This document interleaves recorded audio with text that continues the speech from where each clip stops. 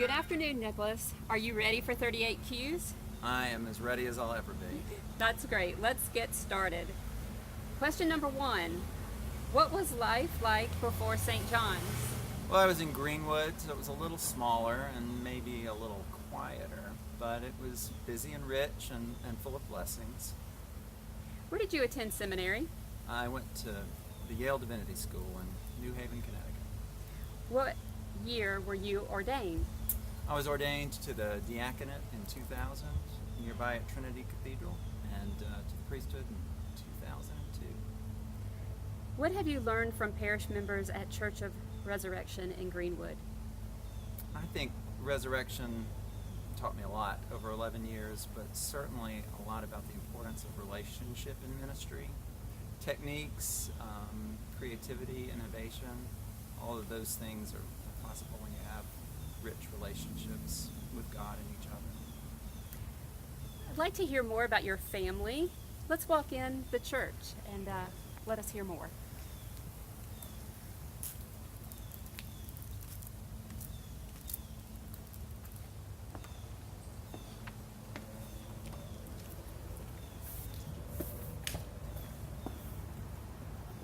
You and Elizabeth have two sons.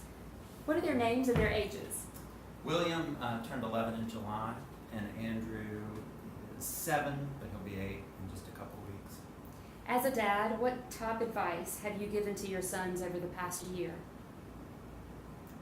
I think I always am encouraging them to love Jesus, to know that life will require hard work of them, and that they should care for others and have a thankful heart.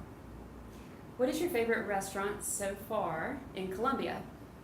We have really been enjoying exploring a wider range of restaurants than we had in our previous life.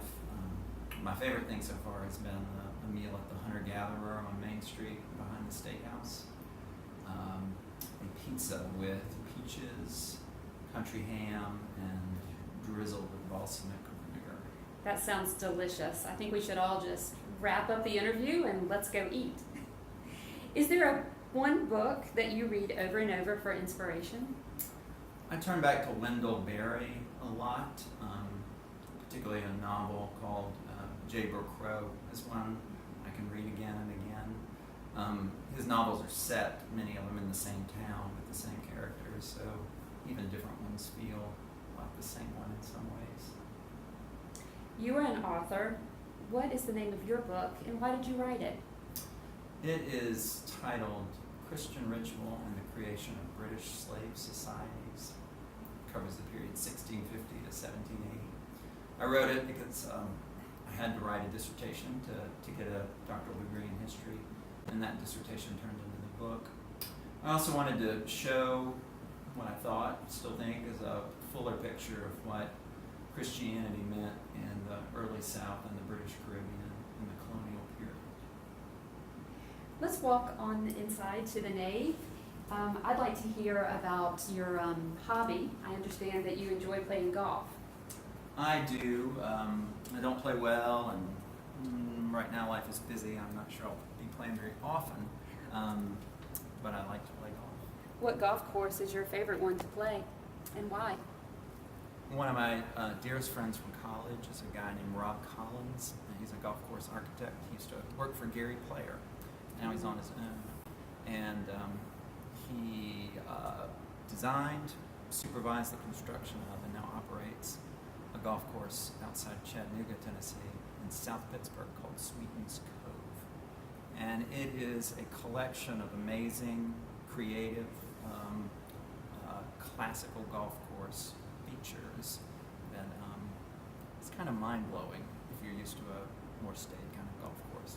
And it's wonderful to go there and play with my friend on his creative course.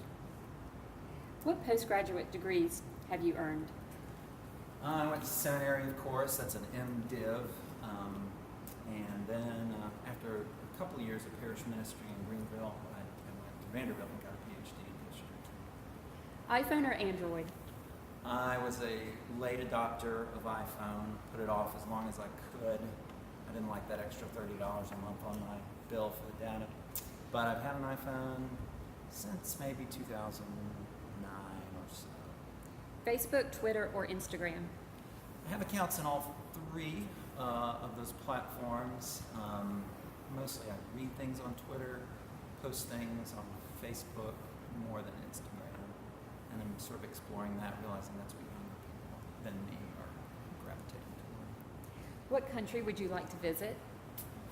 I think right now I'd like to go back to England, which is the place I visited a few times in the past, and take my boys, give them a chance to see another country without that language barrier the first time. Best joke you've ever played on someone? That would be, there's a short list to choose from. That's not been a practice of mine over the years, but a few years ago in our neighborhood in Greenwood, one of my boys had brought home an artificial, like a plastic jack-o'-lantern from school, a prize or something. And I somehow got the idea that I would put it on a friend in the neighborhood's car in the evening, and she'd find it in the morning. And she took a picture of it and posted it to the neighborhood Facebook group that she'd been jack-o'-lanterned or something. So then she put it on her porch. I went back and got it the next night, put it on another neighbor friend's car, made the rounds, 3 or 4 nights, and it got to be a thing on the neighborhood Facebook page before I was eventually discovered. Did it become a tradition each It did year not. after that? No, it did not. We had a lot of great Halloween traditions in the neighborhood. That was not one that caught on. Well, as staff, we are very excited that you have an inner jokester, so because we do too. So we look forward to sharing some of our comedic experiences with you. Humor is essential to life together, so we'll find some. Well, let's head up to the chancel and to the pulpit. I wanted to ask you about the music that you listen to in your car. It ends up being classical music as SCETV radio turns it up for me. I sort of stay tuned into that news station, and when it's not news, it's Performance Today and other classical features that I enjoy. Least favorite food? I really like food, as most people do. And if it is fresh and thoughtfully prepared, I'm not going to be disappointed. The only thing that I would say is least favorite is something from a kind of factory food setting that just doesn't remind you of where it came from. Most memorable moment as a priest? I think looking into the eyes of my own children as I baptized them, having been a priest for, 10 years before we had a child, and having baptized a lot of babies, it activated all sorts of different emotions to offer that gift to one of my own. Sports, theater, or symphony? We have generally attended sports events over the last few years. Been to a number of Georgia football games because that's my wife's team, and she's trained our children up in that pretty effectively. But I enjoy all three, and I'm excited that Columbia has a symphony orchestra and more theater options than I've been used to. Least favorite color? Pink is sort of limited in my wardrobe and maybe in its usefulness, but I don't mind it. Favorite color? Favorite word. We're moving on. Favorite word. I think we live in a sometimes overly hyped world where people grab words that are a little too dramatic at times. And I noticed some years ago a woman in our church used the word remarkable, a nice understated word. When she wanted to remark on something, she'd say, it's remarkable. And I've thought, that is a perfect word ever since. Your least favorite word? In the last couple of years, I've noticed people using the word curated, which I don't know if it was always a verb, curators who work in museums. And I read some advice online recently about curating your closet, when people curate their living rooms. And it seems kind of pretentious, so I've avoided that. What do you like about your new home in Columbia?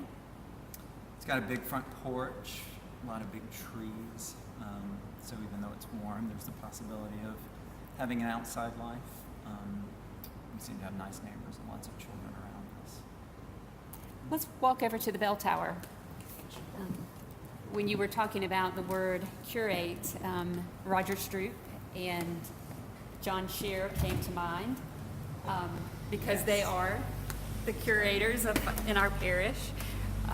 So I think they would laugh out loud with you about curating window treatments and furnishings in your house. That's right. Best advice your boys have given you? Can't think of much, actual verbal advice that they've given me in their short lifetimes. But I think the kind of behavioral wisdom that they embody is to not anticipate grief. They never invent things to worry about. And it's a blessed, present mindedness that they have. What would you like your legacy to be as an Episcopal priest? That's a big question.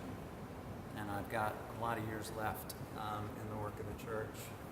But I hope at the end, someone will be able to say that I've helped churches grow in a lot of ways, and certainly in their knowledge and love of the Lord. We like to end 38 Qs with the same question. And so I will ask you, what is your, if you had one superpower, what would it be? Well, as I prepare to go through the door into a 94, 95 degree day, and I'm a new resident of our famously hot city, I would like the power of auto cooling. I'd like to be able to emit 72 degree air from my pores and surround myself in an envelope of perfectly conditioned air. And then I'd like to be able to share that gift with others. We would like for you to share that with us, very much so. Well, thank you so much for being a part of 38 Keys today. We appreciate it. We look forward to seeing you Sunday. I look forward to seeing you, and I thank you for this opportunity. See you Sunday. See you Sunday.